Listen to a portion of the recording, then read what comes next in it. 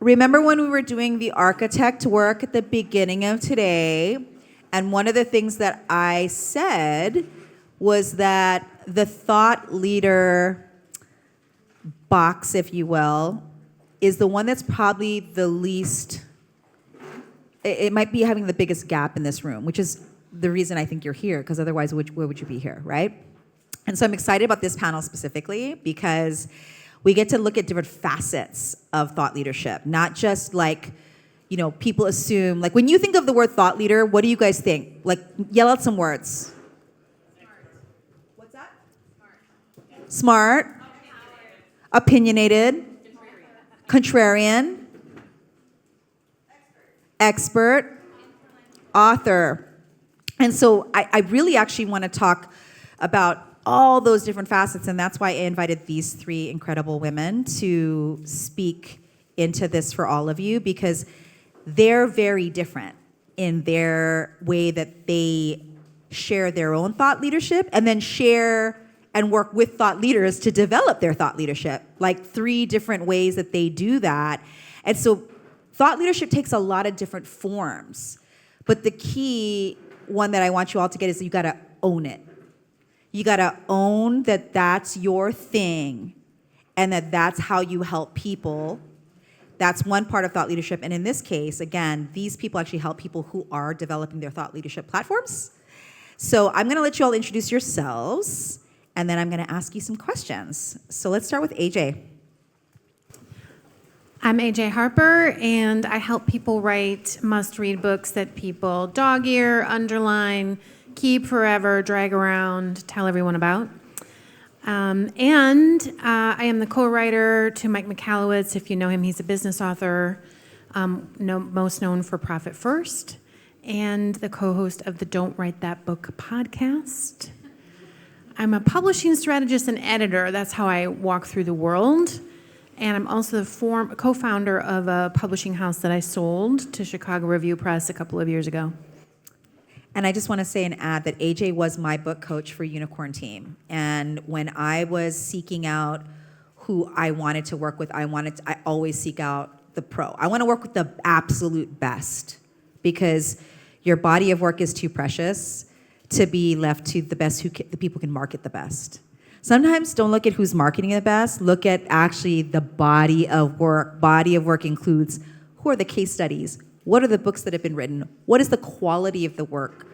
And so AJ actually was my book coach, and she has this phenomenal program that she only does once a year. And it was a group program, and I was like, I don't do group programs. And if you guys are like, not because I'm uppity, it's more because I need like deep work time. And AJ is one of the only people that I feel has created something that you can be in a group with really big thinkers and big-hearted humans who actually want to make a change in the world, and they want to finish their damn books. And again, please open Amazon right now or wherever you buy books and buy Write a Must Read, or at least write that down. That's her book. If you want to write a must read, that's the textbook for it. So as you can tell, I'm very happy that she was my coach. So anyway, Maeve. Lovely. So my name is Maeve Ferguson, and on the surface, I turn the IP of the world's leading authorities into assessments so that they can qualify their leads and sign more clients. But what I really do is build data funnels and gather the proprietary first-party data that is actually the most valuable asset that we are all sitting on inside of our businesses right now. And see, I have a story with all of them because I also don't. So I guess you can tell Maeve is from Brooklyn. Actually, she flew all the way from Northern Ireland to be here, and she lives on this horse ranch and used to work at one of the big 5 consulting firms. And I got introduced to her because I was looking to build a diagnostic for my book, Unicorn Team. And I wanted it to be really epic. Like, I don't do things half-ass. If I'm going to do it, I'm going to do it all the way. And I got turned on to Maeve about now a year and a half ago. It feels like forever now.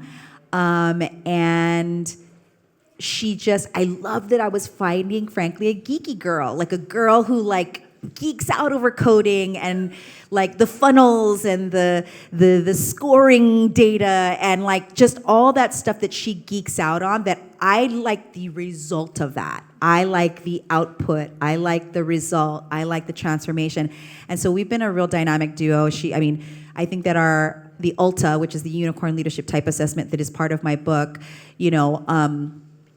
people take it or they see it and they're like, who did that for you? And I'm like, Maeve Ferguson, and it was a real great creationship. Because like I said, I'm looking for the other unicorns. That's what my book is about. Like, who do you actually work with to make your dreams come true?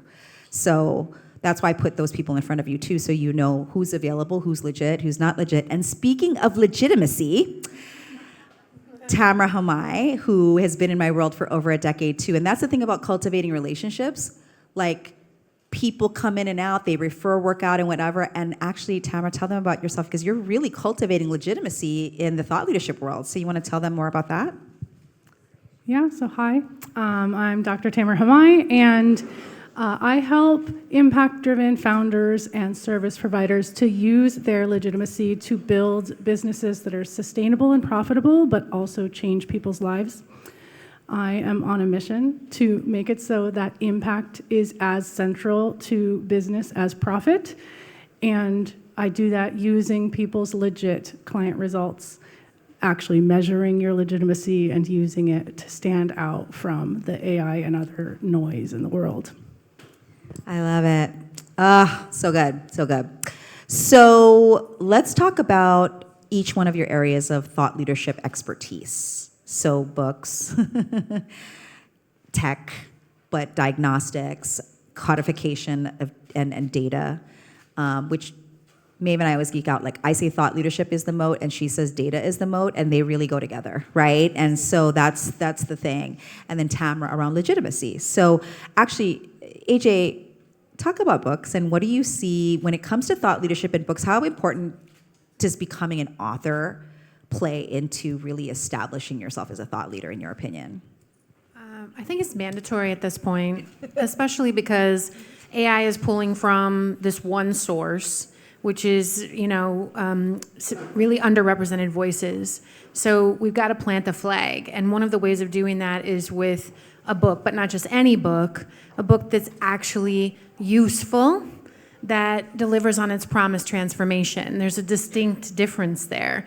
If you do a book, it's going to be great. And honestly, it will. Even if it's not even the greatest book, it's still going to be good for you.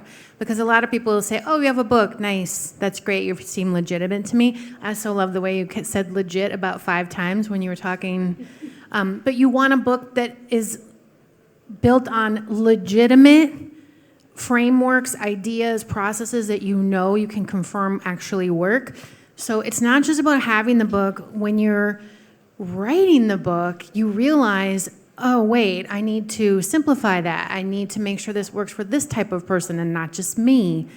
For example, Jen's super great at a lot of stuff that would scare the crap out of most of us.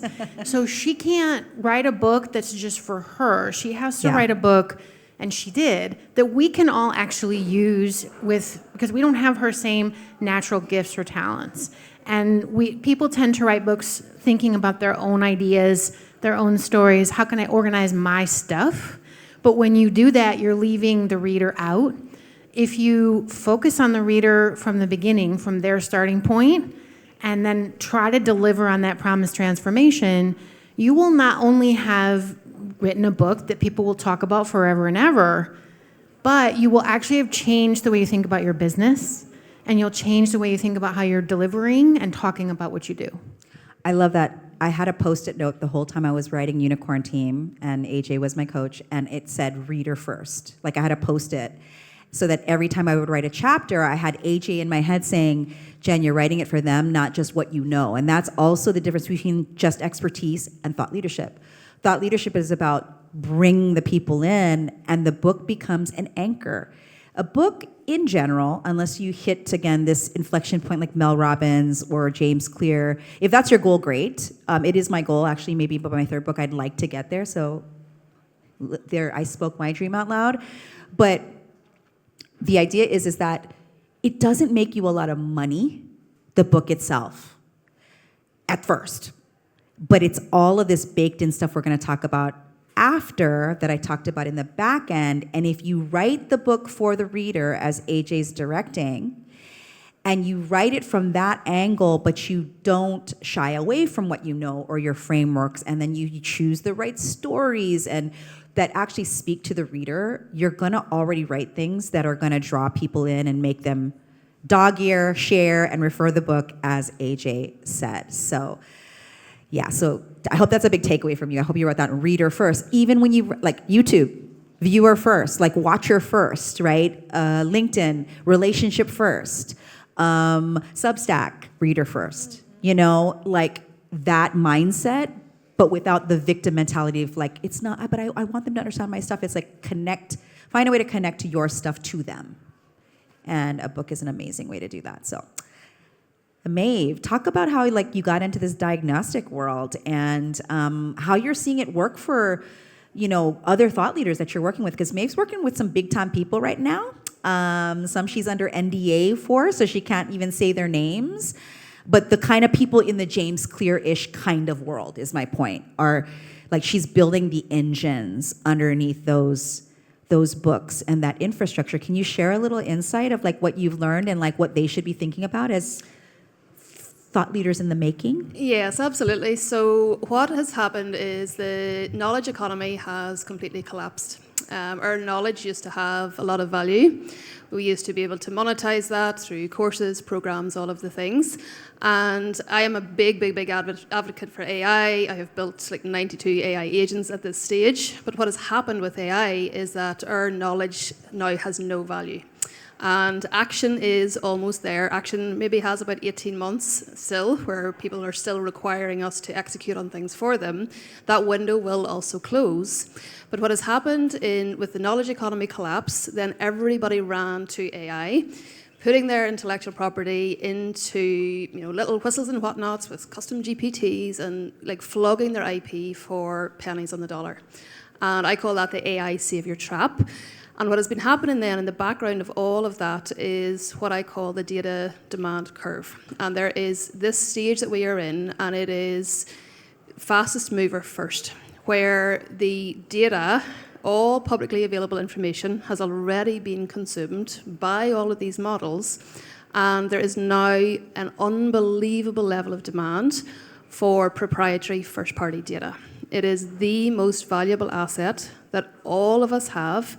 Nobody is really thinking of it like that. Even the big famous names, they're not thinking of it, seeing it as an asset in their business. They're just running traffic through their funnels and selling their stuff on the back end. But every single person in this room is gathering this data, and it is all about understanding that this data demand curve, the AI savior trap, and the knowledge economy collapse is what I call the great IP to PD transition. So the IP to proprietary data transition.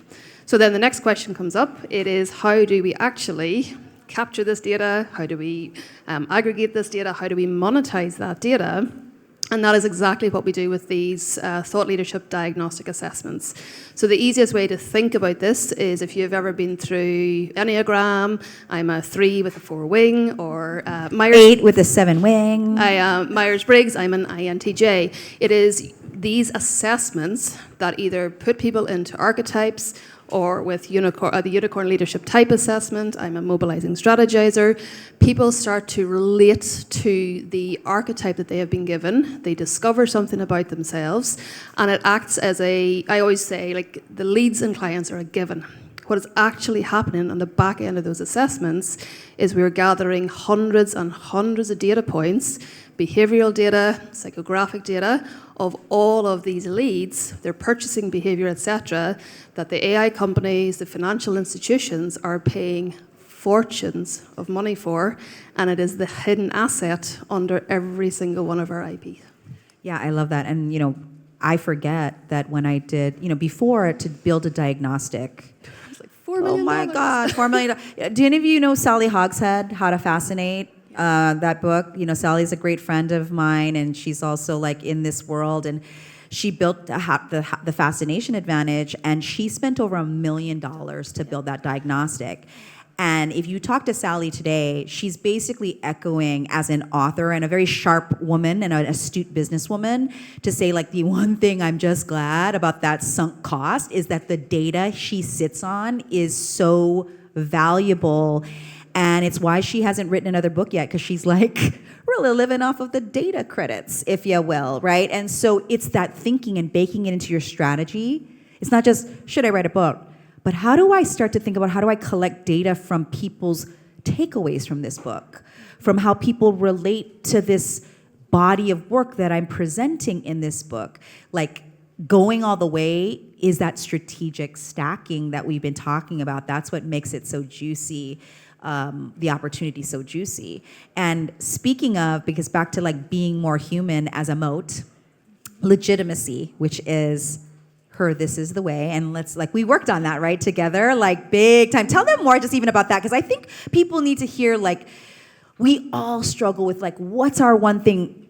AJ is really good at core message in the book. Like, oh my God, the amount of times I refined my core message of my book, it's kind of like a book's this is the way from a brand message. It's like, this is the thing I'm saying, and this is the thing I want to enroll you into. I want you to kind of get on my team and tell the world about it. So when it comes to legitimacy being the way, you want to tell them just even the anatomy of that? Would you guys be interested in hearing how, like, legitimacy don't you think it's juicy though? Like, she's owning legitimacy in this next era. You want to talk about that first, and then talk about how they actually should be thinking about baking legitimacy into their thought leadership brand? Okay. So I'll try to do it quickly. I could talk forever on that. So legitimacy really comes from my scientific background. Like, I come from a research and data background. Maeve and I are friends for a reason. And I saw so many empty brand promises coming from businesses of all different industries and all different sizes. You make a brand promise, you promise a transformation, you promise a result, and then, I mean, how many businesses actually show you the proof or the demonstrate data that they consistently deliver on that brand promise for more than, you know, their handful of testimonials, right? And that really is what drove me to try to expand my visibility and stop working just behind the scenes fixing one business at a time, and make legitimacy the way for all industries instead of just the organizations that I was working with before. So what that looks like, the anatomy of legitimacy, really breaks down to 3 different areas. So the area that most people in business care about is the sustainability of their financial growth and their profit. And I do not ignore that. We need really to increase. My biggest metric of legitimacy in finances is client lifetime value. That is what I think really defines your success in the long term. And then also, though, client results. That's actually defining and measuring your client results so that you have evidence that you fulfill your brand promise, and not just for 10 people, but for almost all of the people that work for you or work with you. And then lastly, the well-being of the humans in your business. So you as the leader, if you are the owner, but also all of your team members.